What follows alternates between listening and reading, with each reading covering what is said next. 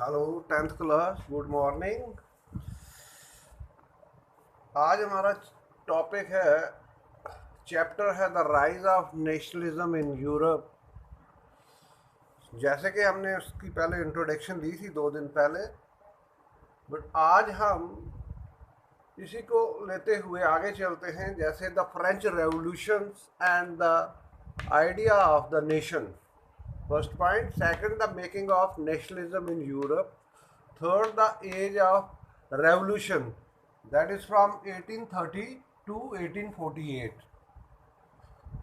The French Revolution and the idea of the nations.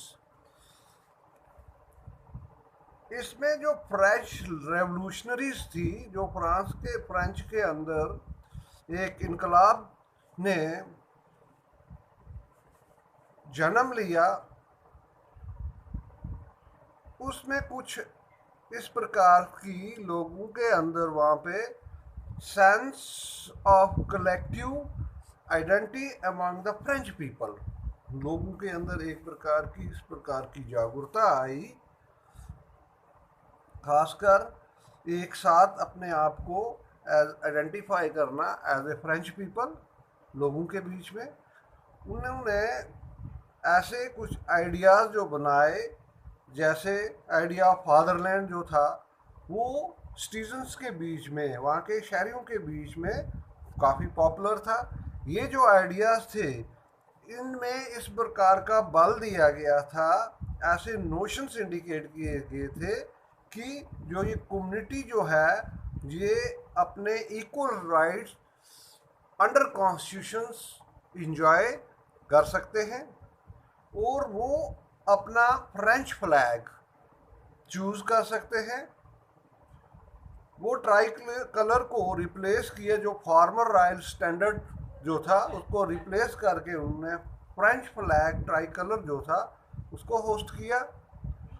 तीसरा जो था, जर्नल स्टेट की जो इलेक्टेड बॉडी थी, जिसमें वो जो एक्टिव सिटीजन थे, और उन्हें रीनेम करके नेशनल असेंबली का नाम दिया गया। और नए हैम्स जो थे कंपोज किए गए, खास करके ओथ सेरेमनी के लिए, जिसमें जो मार्टियर्स थे जिन्होंने इस रेवोल्यूशंस के अंदर अपनी कुर्बानियाँ दी थी, उन साथियों को याद करते हुए उनके नाम पे ये all in the name of nation, वो सब इस नेशन के अंदर उनके नाम भी शामिल किए गए। जो इनका मरकजी सेंट्रल जो एडमिनिस्ट्रेटिव सिस्टम था, निज़ाम चलाने का जो सिस्टम था, वो बनाया गया यूनिफॉर्म्स लॉज, उसमें एक जैसे कानून, सबके लिए एक जैसे कानून जो थे उनको बनाया गया सभी शहरियों के लिए विद इन इट्स टेरिटरी। जो भी इनकी टेरिटरी की रीजन था, उसके अंदर उन्होंने यूनिफॉर्म लॉ को फॉर्मुलेट किया। और जो इनके अंदरूनी जो कस्टम थे, रवाय थे, या जो ड्यूटीज थी, या उनका जो ड्यूज जो था, वो उनको हटाकर, एबॉलिश करके एक प्रकार का यूनिफॉर्म, एक जैसा सिस्टम जो था उसको लागू किया गया। जो वेट करता है मेजर्स वाज एडॉप्टेड, तो उसमें जो भी बातें हैं एक समान जो हैं उनको अडॉप्ट किया गया वहाँ के द्वारा। और वहाँ के जो रीजनल डायलेक्ट्स जो थे, उन्हें यहाँ पे एक प्रकार की डिस्करेज हुए, खासकर इस फ्रेंच को लेके, क्योंकि वो वहाँ पे लिखते और बोलते जो थे पारसी थे, और आम लैंग्वेज उनकी नेशंस के अंदर यही थी। उनको इससे ना खुशी हुई एक प्रकार की, वो इसको वो डिस्करेज समझते हैं। तो ये था खासकर फ्रेंच रेवोल्यूशंस की जो आइडियाज थे नेशंस के लिए।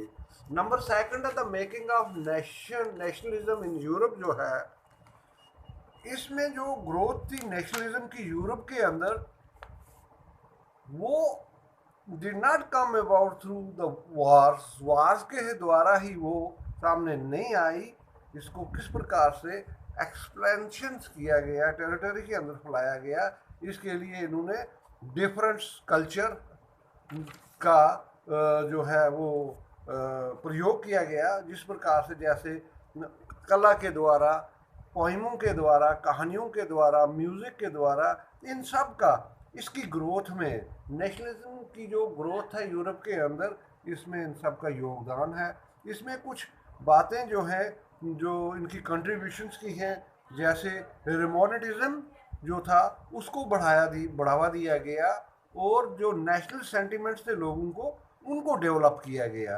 रोमांटिक आर्टिस्ट जो थे या कवि जो थे, पोइट्स जो थे, वो आमतौर पे जनरली इसको क्रिटिसाइज, तनकीद करते थे, इसकी जो चमक दमक थी, जो इसका ग्लोरिफिकेशन था इस रीज़न का, उसमें ये रीज़न देते हैं साइंस पे इन्होंने कहा फोकस रखना चाहिए, ना कि इमोशंस पे। साइंस की तरफ लोगों का रुझान रहना चाहिए, ना कि उनके इस प्रकार के जज्बाती बातों का। तो जो इंस्टीट्यूशन थे, खासकर जो इनकी फीलिंग थी जो थी, वो इनके ऐसे एफर्ट्स जो थे वो एक प्रकार का क्रिएट करते हैं sense of shared collective heritage, और आम जो कॉमन कल्चर था इनका पास्ट का, उसके आधार पर, उस नेशन के इस आधार पे। और रोमांटिक्स जो था, जैसे जर्मन फिलोसफर जॉन गोटफ्राइड फ्राइड हेर्डर जो था, वो दावी ये करते हैं कि जो सही सच्चे जर्मनी है, या जो सच्चे जर्मन्स का जो कल्चर है, वो आम लोगों के द्वारा उसको डिस्कवर किया गया है। और ये जो इनका लोक गीत जो थे, लोक गाने, लोक पोइट्री जो थी, इनके जो फोक डांसेस वगैरह जो थे, इसमें एक सच्चा जज्बा है, टू स्पिरिट्स है नेशंस को पॉपुलराइज करने के लिए। इस प्रकार से जो कलेक्टिंग इनकी थी, उसको जो या जो रिकॉर्डिंग जो थी, इनका जो भी फॉर्म ऑफ फोक कल्चर था, वो ज़रूरी था, एसेंशियल था, ताकि वो इस प्रकार से अपनी नेशन को बनाने में प्रोजेक्ट कर सके। और ख़ासकर इसमें जो वर्नाकुलर लैंग्वेज का जो है कलेक्शन जो है, वो एक लोकल फोकलोर है। वो was not just to recover an ancient national spirit, जिसमें कहते हैं एंशिएंट पुराना जो नेशनल स्पिरिट है वो नहीं इसमें रिकवर होता है, लेकिन इसमें कुछ नई बातें, नई जो नेशनलिस्ट मैसेजेस हैं वो कैरी करती हैं, और ऑडियंस को, और ख़ासकर वो मोस्ट इलिटरेट जो हैं इसमें जो लोग पाए जाते हैं, और स्पेशली ख़ासकर पोलैंड, जिसका क्या बोलते हैं, जो अलग हुआ, और इसका जो खात्मा हुआ 18वीं सदी में, किसके द्वारा? Great powers of Russia, Persia और ऑस्ट्रिया के द्वारा। और पोलैंड जो था वो काफ़ी लंबे समय तक इसमें एग्जिस्ट नहीं रह पाया, ना ही आज़ाद रह पाया अपनी इस टेरिटरी में। जो इसका नेशनल फीलिंग भी थी, वो उसको अलाइव रखते हुए म्यूज़िक के द्वारा, लैंग्वेज के द्वारा, और ख़ासकर हाँ, इसमें जो कार्ल कोरपुनशिकी का जो उदाहरण है वो सेलिब्रेट करते हैं मज़कूरा, और नेशनल सिंबल्स जो हैं उनके, वो उनको उजागर करते हैं। और इसके बाद है third, the age of revolutions.